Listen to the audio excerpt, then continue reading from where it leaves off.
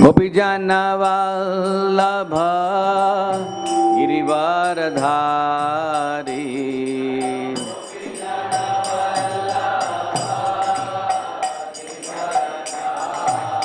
जय गोपीजन वल्लभ गिरिवरधारी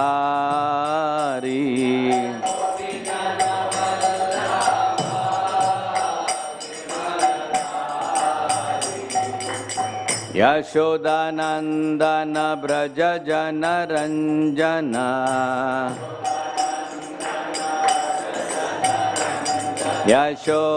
यशोदानंदन ब्रज जन रंजन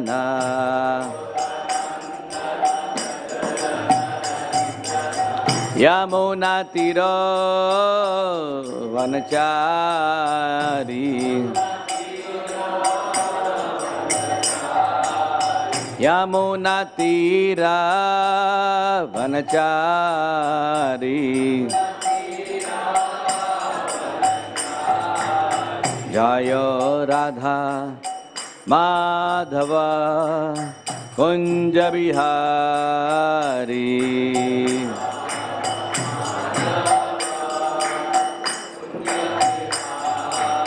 जय राधा माधव कुंज बिहारी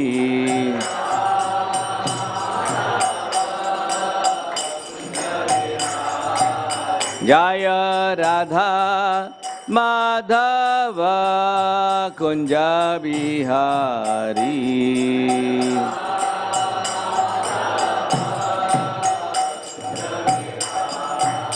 जय गोपी जन वल्लभ गिरिवरधारी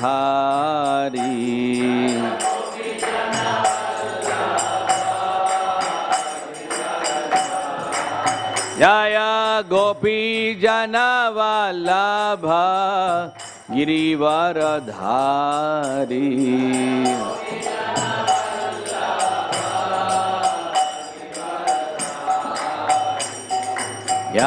यशोदानंदन ब्रज जन रंजन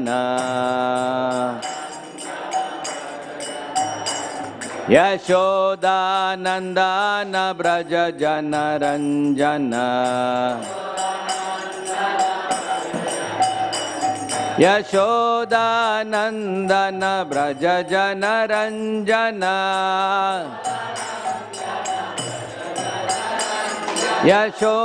यशोदानंदन ब्रज जन रंजन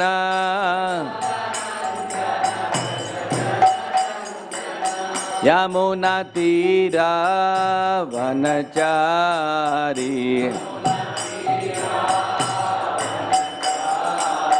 यमुना तीरा वनचारी जय राधा माधव कुंज बिहारी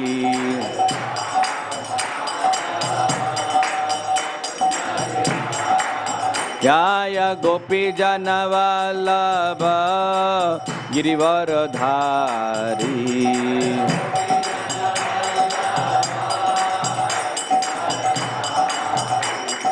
यशोदानंदन ब्रज जन रंजन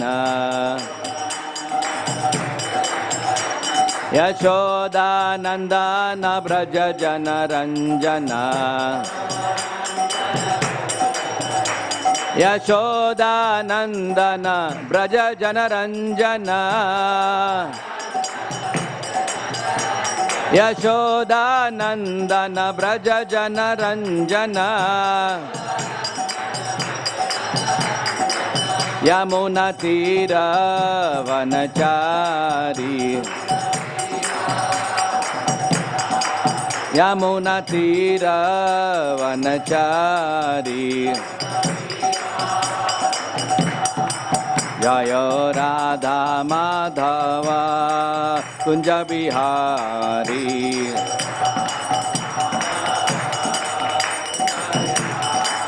जय Radha Madhav Kunj Bihari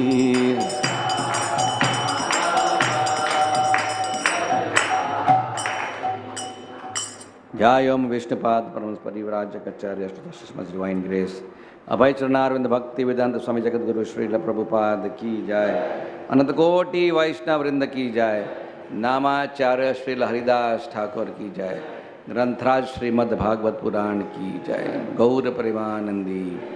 All glories to the assembled devotees, all glories to the assembled devotees, all glories to the assembled devotees, all glories to Sri Guru and Sri Gauranga. Om Namo Bhagavate Vasudevaya.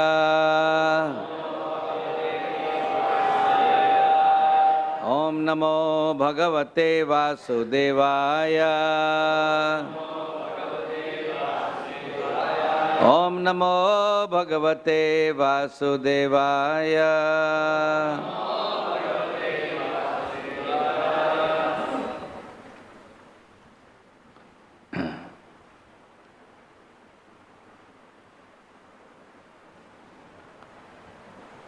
Tatra Abhavat Bhagavan Vyasaputraha Yadrikshaya Gam Atmanaha Anapekshaha Alakshya Lingaha Nijalabha Tushta Britaha Cha Bale Avadhuta Veshaha Tatra Bhavad Bhagavan Vyasaputro Tatra Bhavad Bhagavan Vyasaputro Yadrechaya Gam Atmano Anapekshaha Alakshalingo Nijalabhatushto Britas Chabale Rabadhuta Veshaha Tatra Bhavad Bhagavan Vyasaputro Yadrechaya Gamatmano Napekshaha Alakshalingo Nijalabhatushto Vritas Chabale Ravadhuta Veshaha Tatra Bhave Bhagavan Vyasaputro Yadrechaya Gamatmano Napekshaha Alakshalingo Nijalabhatushto Vritas Chabale Rabadhuta Veshaha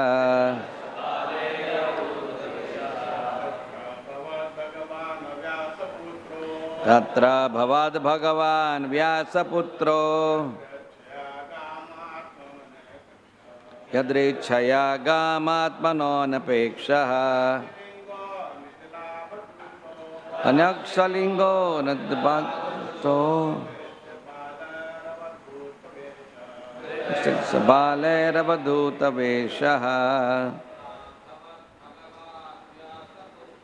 Tatra Bhavad Bhagavan Vyasaputro Yadrechaya Gamatmano Napekshaha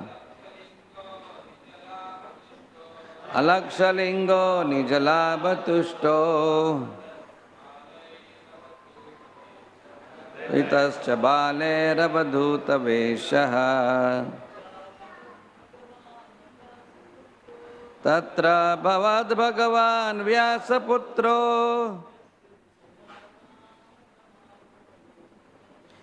Yadrechaya Gamatmano Napekshaha Alakshalingo Nijalabhatushto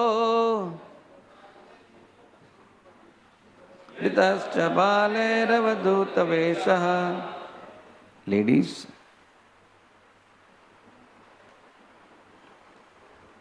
Tatra, there, Abhavat appeared Bhagavan, powerful, Vyasaputraha, son of Vyasadev, Yadrechaya, as one desires, Gam, the earth, Atmanaha, while traveling, Anapekshaha, disinterested, Alakshya, unmanifested, Lingaha, symptoms, Nijalabha, self-realized, Tushta, satisfied, Vritaha, surrounded, Cha, and Bale, by children, Avadhuta, neglected by others, Vesha, dressed. Translation and purport by His Divine Grace, Srila Prabhupada. At that moment, there appeared the powerful son of Vyasadeva, who traveled over the earth disinterested and satisfied with himself. He did not manifest any symptoms of belonging to any social order or a status of life. He was surrounded with women and children, and he dressed as if others had neglected him. Purport. The word Bhagavan is sometimes used in relation with some of the great devotees of the Lord, like Sukhdev Goswami. Such liberated souls are disinterested in the affairs of this material world because they are self-satisfied by the great achievements of devotional service. As explained before, Sukhdev Goswami never accepted any formal spiritual master, nor did he undergo any formal reformatory performances. His father, Vyasadeva, was his natural spiritual master because Sukhdev Goswami heard Srimad Bhagavatam from him. After this, he became completely self-satisfied. Thus, he was not dependent on any formal process. The formal processes are necessary for those who are expected to reach the stage of complete liberation. But Sri Sukhdev Goswami was already on that status by the grace of his father. As a young boy, he was expected to be properly dressed, but he went about naked and was uninterested in social customs. He was neglected by the general populace, and inquisitive boys and women surrounded him as if he were a madman. He thus appeared on the scene while traveling on the earth of his own accord. It appears that upon the inquiry of Maharaj Parikshit, the great sages were not unanimous in the decision as to what was to be done. For spiritual salvation, there were many prescriptions according to different modes of different persons. But the ultimate aim of life is to attain the highest perfectional stage of devotional service to the Lord. As doctors differ, so also sages differ in the different prescriptions.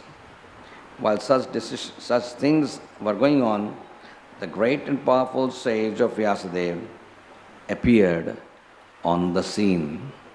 Om Ajnana Timirandhasya Jnananjana Shalakaya Chakshurun Militam Yena Tasmai Shri Gurave Namaha Sri Chaitanya Manobhishtam Sthapitam Yena Bhutale Swayam Rupakada Mahyam Dadati Swapadantikam Vandeham Shri Guru Shri Utapadakamalam Sri Gurun Vaishnavamscha Shri Rupam Sagrajatam Sahagana Raghunathan Vitam Tam Sajivam Sadvaitam Savadhutam Parijana Sahitam Krishna Chaitanya Devam Shri Radha Krishna Padam Sahagana Lalita Sri Vishakhanvitamscha He Krishna Karuna Sindhu Dinabandhu Jagatpate Gopesha Gopika Kanta Radha Kanta Namostute तप्त कांचन गौरांगी श्री राधे वृंदावनेश्वरी वृषभानुसुते देवी प्रणमामि हरिप्रिये वाञ्छाकल्पतरुभ्यश्च कृपा सिन्धुभ्य एव च पावनेभ्यो वैष्णवेभ्यो नमो नमः। श्री कृष्ण चैतन्य प्रभु नित्यानंद श्री अद्वैत गदाधर श्रीवासदि गौर भक्त वृंद। हरे कृष्णा कृष्णा कृष्णा हरे हरे, हरे राम राम राम हरे।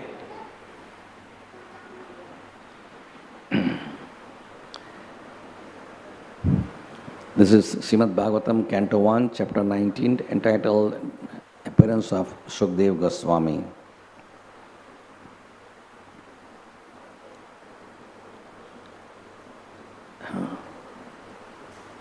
This is a very special entry for all those who are devoted to the path of Bhagavad Dharma, or the Dharma taught by the Srimad Bhagavatam. This is an important part of the narration where the chief speaker has just arrived on the scene. The person who will actually change the history of mankind, the person who actually would be, as they say in English, the game changer, and give and become himself the beacon light of how human civilization has to conduct itself for achieving the climax and the highest potential of consciousness. And therefore, for all of us here who are sitting here in the Bhagavatam and will be hearing from the Goswami again in the forthcoming verses, for us to acknowledge here that this great personality, Vyasaputra, has just arrived. And why did he arrive there? He wasn't called. There was no text message given to him, please come, we need your help. But the Lord is in the heart as the Paramatma, the unseen good well-wisher of all living beings. And it is the Lord who guided this wanderer sage who was just going anywhere. He had no destination. He wasn't planning to go here and then there and then there and then there. He was just wandering wherever his pure mind would take him. And yet he has come to a place which is most essential for him to arrive. Why? Because something very important is happening here. What is happening here is the king of the planet, the emperor of the world, has taken the vow for sitting at one place and simply submitting himself, mind, body and words, focused on listening to what is most beneficial or doing what is most beneficial for him for the last 7 days of his mortal life.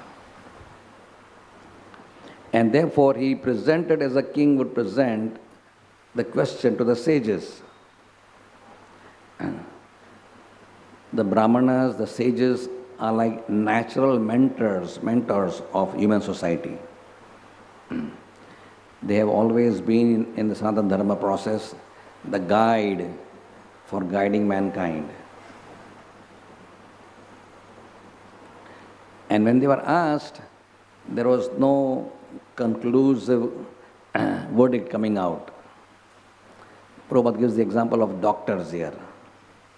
So we know from experience how doctors work. And the same patient with the same history, with the same reports can have 5 different diagnoses. And therefore sometimes we use the word differential diagnosis so that we don't get committed to one. And then with further detailed analysis, etc., we may arrive at one diagnosis or maybe two diagnoses. But we say the word differential, or we sometimes use the word provisional diagnosis. So then here, there are different prescriptions coming from different people, and they are not just ordinary people. The people of they are celebrities of this Brahmanda. The Saptarshis were there, Narad Muni is there, Parashar Rishi is there, Bharadwaja Rishi is there, Agastya Rishi is there, Chevana Rishi is there. You name anybody, any sage you've heard of in any Puran, he was there. Nobody was left out. Because they couldn't, obviously, when a big event takes place, everyone goes, right? And what is the big event for the mortal world? These days we know where people flock, right? But these are the events which demigods and devarshis and saptarshis, they gathered. So you can imagine this, what is happening here on planet Earth is of not just importance to the Earth planet, but of universal cosmic significance. It's going to affect the consciousness of the entire Brahmanda. So, someone is saying this, someone is doing that, someone is saying this, and someone is saying that. But as soon as Vyasaputra enters, as if simultaneously they all agreed on one thing. Whatever you or I may have said is all right. But as soon as Vyasaputra entered, they all agreed on one thing. We should ask him. We should ask him. Right? They didn't say, yo, you are wrong. They didn't fight among themselves. Like, they fight in the parliament. That was the fight. There was no disagreement. There was no difference of opinion. Everyone was saying, okay, yeah, this is good. This is also good. But when he said, okay, the conclusion of whatever we are saying will come from this person. Why? Because he is Vyasaputra. That's why it is said here. That is highlighted over here. Vyasaputra. Right? Who is Vyas? Vyas is not a human being in flesh and blood. He is the literary incarnation of Godhead. The Lord wants to come and perform the Leela as perfect king. He comes as Ramachandra. Or he wants to as a Saktyavish avatar, as a great Rajarshi, he comes as Maharaj Prithu. Right? So the Lord comes in different forms in this world to perform different functions. When he wants to perform the function perfectly of being a great author who writes books of knowledge which become the manual for mankind, then he comes as Maharshi Vyas. I think in a few days Guru Purnima will come. Right? So it's upcoming. So that's the day when actually he was born. Vyasdev was born. And therefore, for the Vedic followers, Vyasdev is saluted and revered as the greatest benefactor of mankind. Because it is his scriptures which he wrote. He wrote for he wrote for everybody. He wrote for everybody based. He understands that everyone is not on the same level of consciousness. So he wrote 6 Puranas for those in the mode of Tamaguna, 6 Puranas for those in the Rajaguna, 6 Puranas in the mode of Saptaguna, headed by Vishnu and Padma Purana, and then those who are following the transcendental process, way beyond liberation, he wrote the Srimad Bhagavatam, which is called as the Bhagavad Mahapurana, not Purana, but it's called the Mahapurana. And of course he wrote the Upanishads, and he wrote Mahabharata, he wrote the Vedanta Sutra and the 4 Vedas. So there is no author who wrote any scriptures in the history of human civilization, what we call as na bhuto na bhavishyati, right? He is for all times to come the greatest author who wrote books for mankind. And when his son comes, right, so obviously the father carries a legacy of the son carries a legacy of the father. So he is well trained by his father, and therefore If Vyas is not available, so oftentimes we find in scriptures also that in the absence of the father, the son does various things. On whose behalf? Father's behalf. So if Vyas is not present, doesn't matter. If his son is there, he is a perfect representative of his father. So it is like actually asking the question to Vyas himself. And therefore, since Vyas is called as Bhagavan Vyas, his son also is called as by the word Bhagavan, right? Which is not Godhead, but has the power of God, but he is not God. Somebody can have the power of God, but doesn't have to be God, right? So that's why the word Bhagavan is used here. And his form is described here. Like you have in the Srimad Bhagavatam, when Krishna appears, Krishna appears, so Dhruv Maharaj, or Vishnu appears in the Yajna of Indradev, the Lord's form is always described. The author will always take few lines, will always be mentioning how is his Vakshasthala, how is his Mukhamandal, how is his Charan, what kind of garland he is wearing, how is his chest adorned with Kaustubha Mani, right? His form is always mentioned, Swarupa of the Lord, because that becomes a part of meditation. It's called Dhyan. So here also, the form of Vyasputra is mentioned here. First of all, he is Digambara. He is dressed only in the 10 directions. So I wonder why. Because he is on the Avdhuta platform of consciousness. That means for a Grihastha, he has to wear clothes, sannyasi has to wear, because they are still in the Varnashrama order.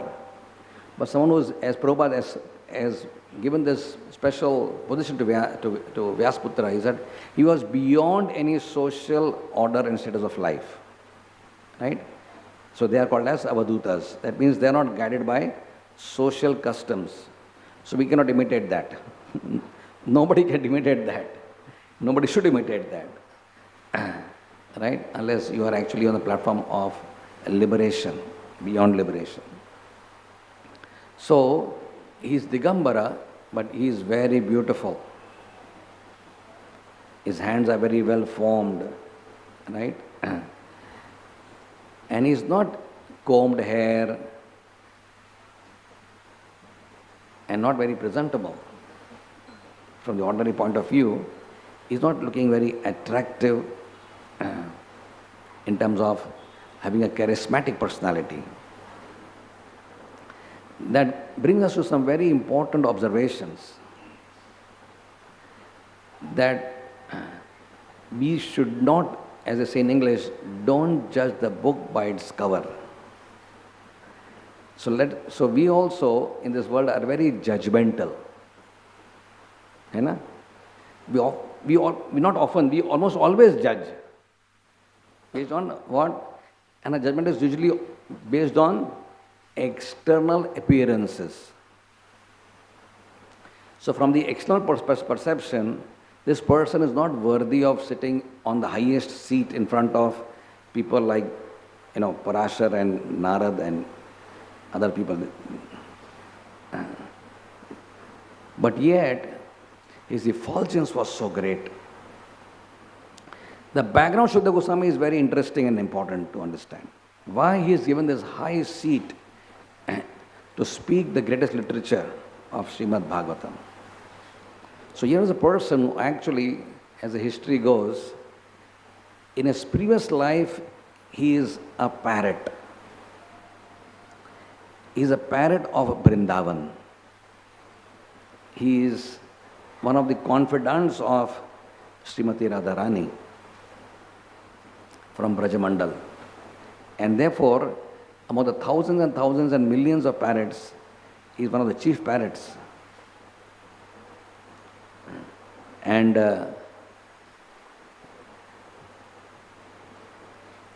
when Lord Shiva was narrating Srimad Bhagavatam to Parvati Devi, so she was listening, but like we also do, we also listen, but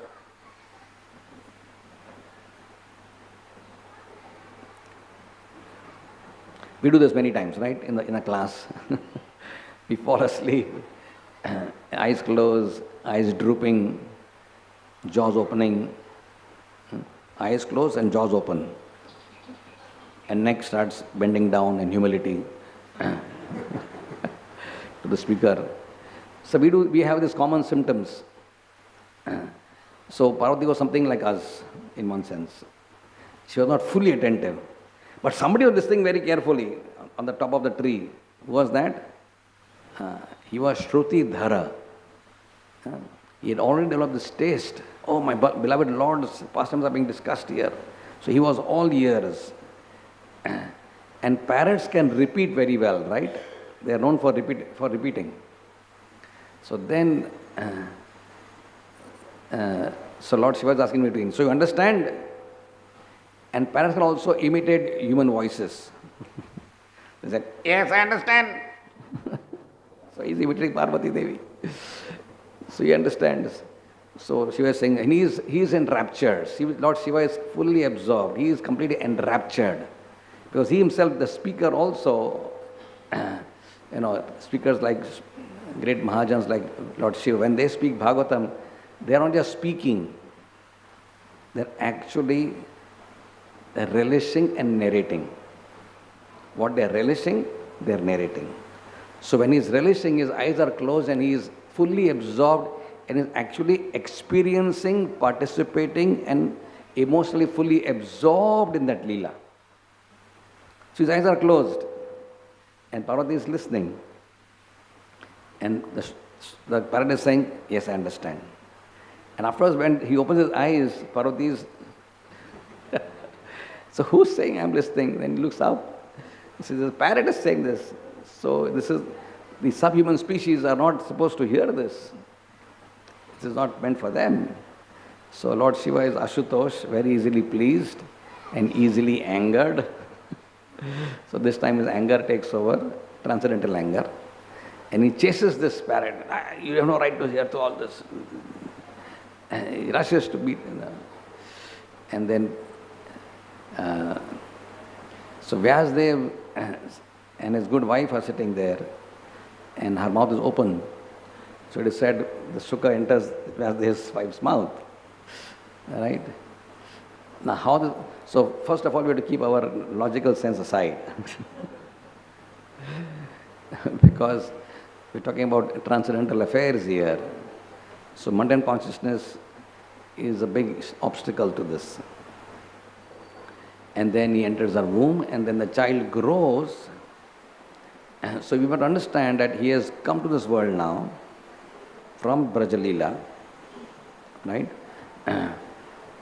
But when he comes to this in the womb of his mother, he is fully realized soul. And therefore, this child as he grows, he is aware about his surrounding. In fact, the child in the womb of any mother of this world is also aware after 7 months of age, intrauterine life. After intrauterine life of 7 months, the child becomes conscious of the mother, the father, his siblings, his surroundings, what the mother is eating, what the mother is liking, when the mother is angry, when the father and mother are fighting. Yeah, the child understands everything, and therefore the environment has to be very conducive. Therefore devotees understand this very clearly, therefore they make the atmosphere even more Krishna-oriented during this time of intrauterine life. The child is fully conscious. If I come out of the material of this from the womb, I will be attracted to this illusory energy. She prefers to stay inside, not just for 9 months, but a few years. So it is explained he is there for 16 long years. So obviously parents are absolutely in anxiety.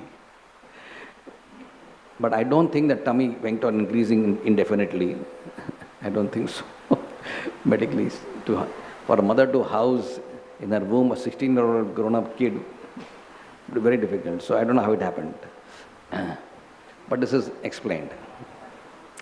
So then Vyasa is very, very keen that his child come out. And then, on the request of his father, when he narrates the Lord's Leelas, the child comes out. And the child starts walking in the jungles. Right? The Brahma Vaivarta Puran explains that the Acharya is giving, and the Acharya also explained on that, there are 3 particular verses which were narrated to Sukhdev Goswami as he was roaming in the jungle. Because he wanted to be free from any sensory inputs which can distract his consciousness. Here is a person who is called as a Brahmavadi, Brahman realized. He is nothing, he is fully, as I said, he is fully satisfied in himself. Brahma Bhuta Prasanna Atma, na sochite na kankshate. He is on that stage. He is Brahma Bhuta stage. Right? So then they chant 3 verses. One verse describes Krishna's devotees, which is spoken by Arjuna, in relation to Arjuna, that how the Supreme Lord, who Arjuna thought was, the Pandavas thought was their friend, what actually was their messenger, their well-wisher, their counselor, their friend, their protector. He played all these sort of roles in their lives. That is one verse. The other verse they chant to attract Sukhdev Goswami is about this verse in the 3rd canto, Ahobakyam Stanakala Kutam. It's talking about how the Lord, about the Lord's mercy factor. And how the Lord is merciful to Putana, and even though she has come with a vicious kechery, come to kill the Lord, and yet the Lord, seeing a small spark of an affection for him, of a motherly nature, took that part, extracted that part, and left behind all her demonic propensities were sort of like a delete button out, and only that part was selected by the Lord, and the Lord made her his own nurse, as an assistant to Mother Yashoda in the spiritual sky. And the 3rd verse is about the Bhagavatam from the 10th canto, where the Lord is form is described is entering the forest of Braja. He's wearing his pitambar, dhoti, and his beautiful Vanamala. It's called Vajayanti Mala, containing 5 types of forest flowers, a blue-colored flower on his ears, right? Beautiful kundala, and his curly hair cascading over his broad shoulders. And is entering the forest of Vrindavan, the different birds which are there in the atmosphere. So his beauty is described. So one verse regarding his mercy to his devotees, other is about his compassion upon the fallen souls, demonic souls, and others about his beauty. When these 3 verses are chanted, Sukhdev Goswami said, who is this person? Who is this person? Right? So this is very powerful incident. Why? Because this gives us an understanding that Krishna is truly, his definition of Krishna is all attractive. That means even if you are a liberated soul, liberation by definition means no attraction to man, woman, good food, hotels, dresses, cars, mobiles. Nothing. He has no attraction for anything of this world. Absolutely no attraction. He is simply Atmaramasya Munayo, internally satisfied. And yet, even if you're on that platform, we have no attraction for anything of this material world, and yet you are attracted to Krishna. So this is a very strong proof of Krishna's definition that he is, by definition, all attractive. Right? As I was saying, it also gives us this understanding that we should not judge a person externally. We make this terrible mistake of judging people, their status of life, except by their external appearances. But Kabira Goswami talks about this in the various scriptures. He said, what is the species of Hanuman? He's not even a human being. Right? He's a Vanara. What is the species of Jatayu? Jatayu is a bird, not even a very gracious, beautiful bird like a peacock. He is a very low species of a bird. One of the lowest species of birds, because in birds have the species range, lower to higher. The swans will be higher. But on the lower rung of the ladder you have vultures. who are scavengers of human flesh and dead putrid material they eat. So there is a vulture, right? So here is a vulture, but he is a Paramhamsa vulture. The Paramhamsa vulture. He is a monkey, but he is a Param Bhakta of Lord Sri Ram, right? And you have Prahlad, who was born in a demoniac family, but he is a Mahabhagavat, right? So, bhakti, this shows another very important aspect of bhakti, and that bhakti is transcendental to what is your species also. Bhakti is, Krishna is transcendental, the pure devotees are transcendental, and bhakti, the process is transcendental. All of three of them are trigunatita, beyond three modes. Right? So because bhakti is transcendental, any species can perform bhakti. If bhakti was mundane, then only some people could perform bhakti because it is mundane. It is within the realm of three modes, then only some people perform, some people will not perform. But recently we saw, you must have seen somebody shared with me a video of some village in Maharashtra where 5-6 people are doing kirtan in front of a hut, small, and a deer is dancing. Some of you saw that? One deer, in villages, deers come from the nearby jungle, nearby fields. So a deer is exactly jumping, as to the tune of the kirtan. Hare Krishna, Krishna Krishna, Hare Hare, Hare Ram, Hare Ram, Ram. So even the subhuman species like a deer, and of course deers like music, right? We know, deers like music. So he was responding to the music by expressing the dance as per his own sweet way of dancing. So how beautiful is bhakti? That anyone can perform.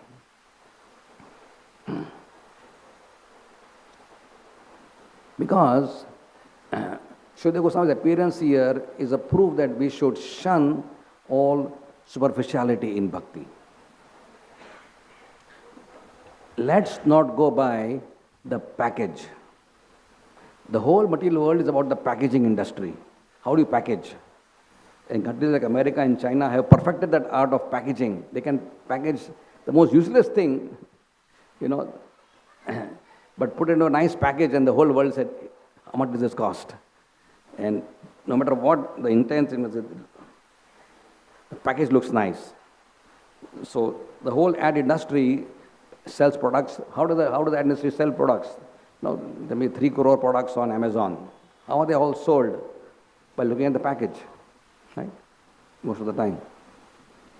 So the Bhagavatam tells us spiritual life is about how somebody who can be in a demoniac body. The 6th canto talks about Vritrasur. Right?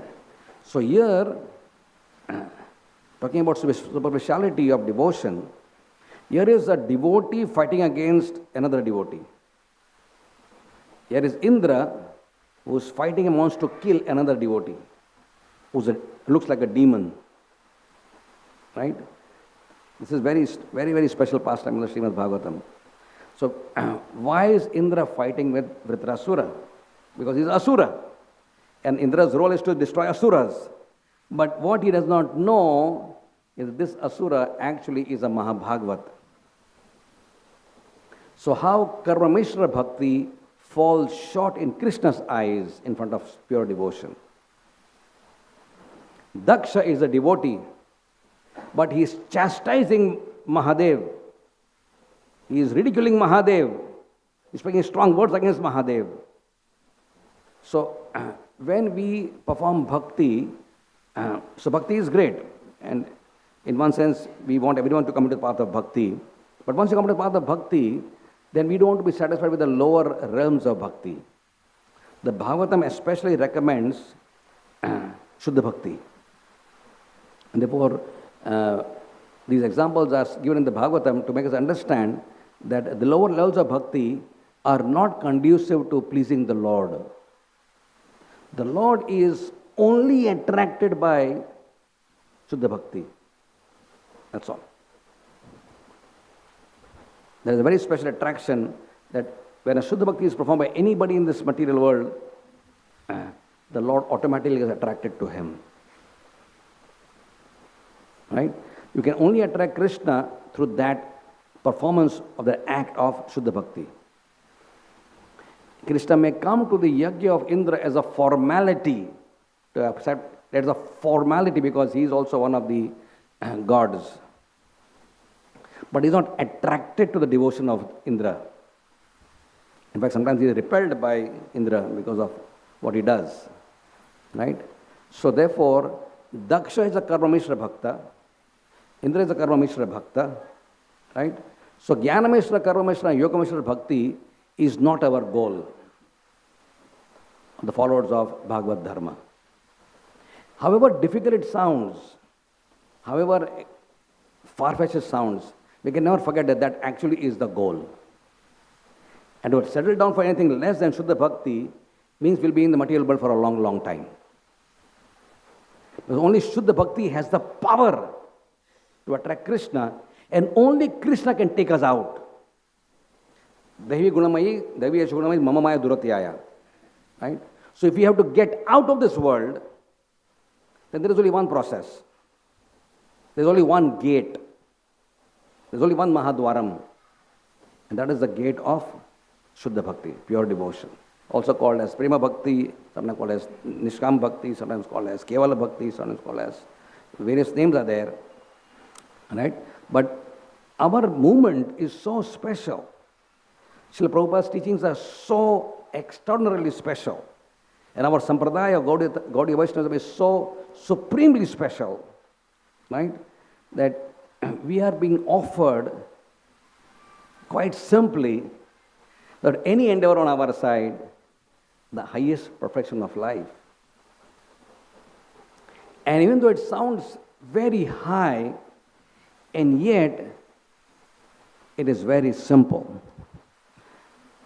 Therefore, there are various times Prabhupada writes, it is simple for whom? For those who are themselves simple. It is simple for the simple. And therefore,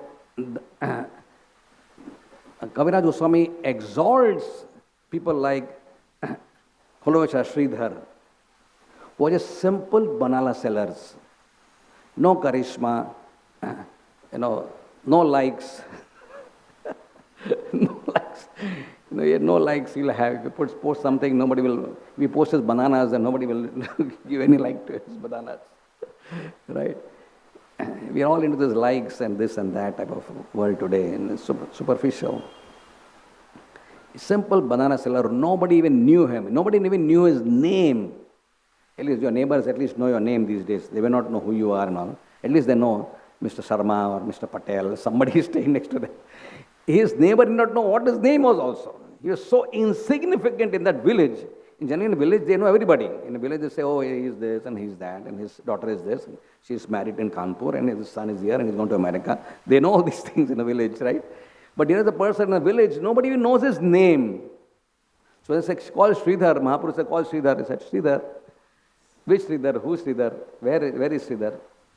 He said, just go out of the village. And also the village, when you hear somebody chanting loudly, my holy names, that house and that person is Sridhar. That is his CV. His CV is one who is out of the outskirts of the village, who's in the night, middle of the night also, because Mahaprakash Lila is going in the night. Mahaprakash has gone in the night now. It's 21 hours, right? So this is almost night time has taken place. So this is not evening, it's night time. So everyone in the night is sleeping, right? What are they doing? So now in the night you go out, and then in one particular place you go, you'll hear loud chanting from that house. That is his CV, right? And the person who's chanting, that is Sridhar. The Lord is able to catch his vibrations of Shuddha Bhakti devotion, right?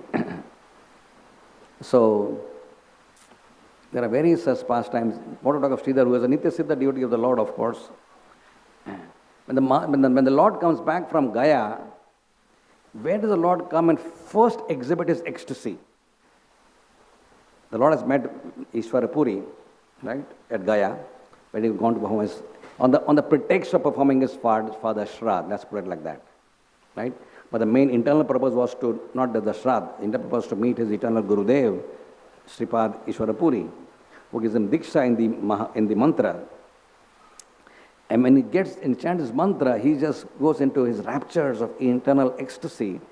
And when he comes back, he's not the arrogant, proud, dashing, smashing, Nimai Pandit.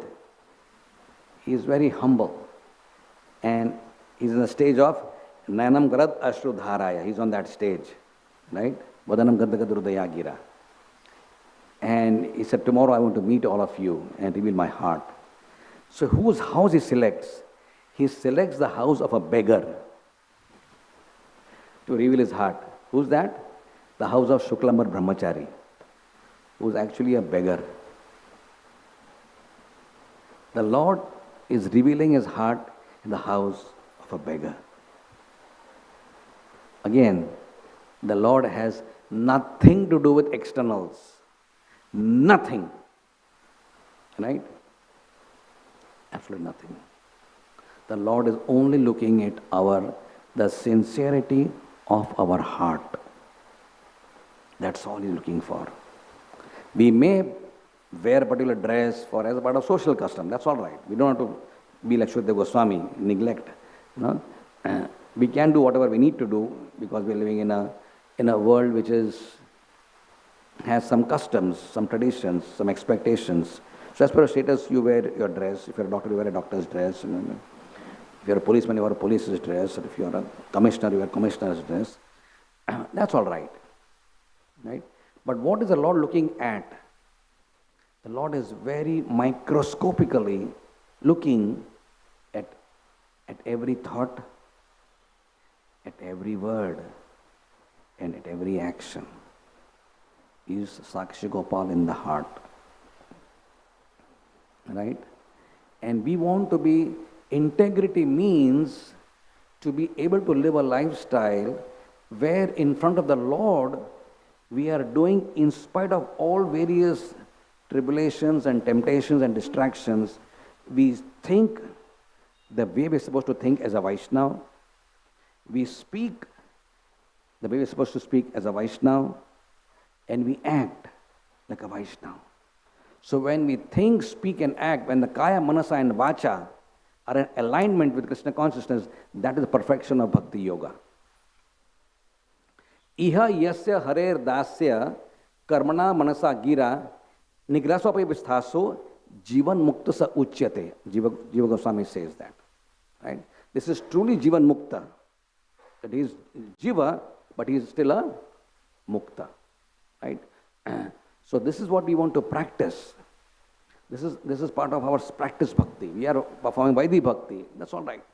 Imam Sahib is practicing Shuddha bhakti, but in a practicing stage. We are not practicing Karma Mishra bhakti. We are not practicing Jnana Mishra bhakti. We are practicing Shuddha bhakti, but in the practicing stage. Right? The path is Shuddha bhakti, but we are practicing that bhakti. We are not entering the path of Karma Mishra bhakti and then going upwards. So Prabhupada therefore told that when he was asked in the initial part in 1968, so Prabhupada, there are how many pure devotees in this world? So, they knew Prabhupada was a pure devotee. So there are how many pure devotees? Prabhupada said, so how many members we have now? So between San Francisco, New York and some other place, we have 75. So we have 75, there are 75 pure devotees in this world. Prabhupada gave us license to think that we are pure devotees. Just because he just gave the analogy of kacha mango, pakka mango, the mango season, right? So unripe mango and ripe mango. So we could be called in that category of being unripe mangoes. But we are mangoes, we are not chikus. We are not pineapples, and we are not jackfruits. We are mangoes. Why mango? Mango is the king of all fruits. And the king of all paths, the king of all processes of yoga, the king of all yogas is Raja Vidya, Raja Guhyam. The king of all paths is Bhakti, Shuddha Bhakti. Therefore, analogy is given Prabhupada as mango. So if you keep on, the mango keeps on sticking to the branch sincerely, right? We won't even have to stick to the branch. That's it, till the very end. right? Keep getting nourishment from the tree. The right time, when the mango falls, Krishna will pick up the mango and taste it, right? That mango will be for Krishna's pleasure. So, this beautiful verse is teaching us so many beautiful lessons. To be more concerned with the state of our consciousness than how we present ourselves to the world. Let not the world fool all of us to become more, people who are sort of trying to be more socially acceptable. At one level it may be necessary, but our social acceptability is not the way Krishna is accepting us. We are accepted by the Lord based on our sincere performance of bhakti in alignment with His teachings of Shuddha Bhakti.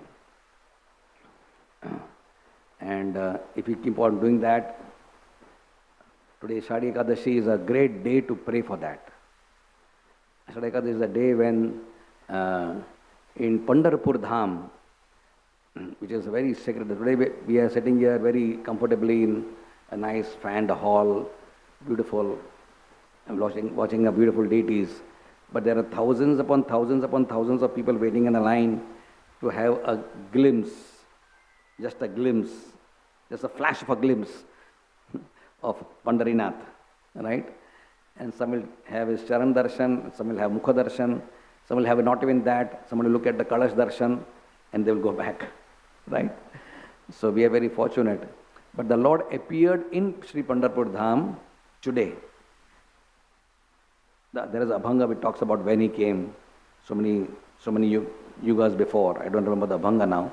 But Tukaram Maharaj, who is Pandharinath's purest devotee, in particular Abhanga he writes, when the Lord acts, how many yugas back? Something like 27, I remember, I'm not very sure. But he appeared so many yugas ago, and he's standing there. Let's never forget that mudra. What Krishna does is always very interesting and very informative and very much meditative. Why would Krishna, here the Lord is playing his flute, calling all his cows, his gopis, the gopas, and all of us. He's calling us, right? And Gaur-Nita is telling us, when you come to me, then what will you do? I will not penalize you. I will not put you in hell for eternal damnation. I will make you dance in ecstasy. So Gaur-Nita is like this. But another form of Krishna is saying, but I'm playing the flute and I'm inviting you to my dance, but you are not coming. So he's waiting for us with his hands on his waist. Karakatavara Thevuniya. Right? Sundarata Dhyana Ubhevitavari. Right? The Lord is standing for us on a brick, waiting for the whole world to come to him. All his lost children, all his daughters and all his sons, all of us are Krishna's daughters. Krishna has said, Aham Bija Pradaha Pita. The Father is so eager to have us, but we are such a rascal son and rascal daughter that we are neglecting Krishna's flute, neglecting Gaur-Nita's welcoming dance, and we still want to enjoy, as Prabhupada said, the garbage of material world, the filth of this material world. And Prahlad Maharaj makes it very, very even more graphic by saying, we want to enjoy chewing the chewed. What has already been chewed and chewed and chewed repeatedly, we still want to take out some juice of that which is chewed, neglecting the nectar of the holy name. Hare Krishna, Krishna Krishna, Hare Hare, Hare Ram. Thank you very much. Hare Krishna.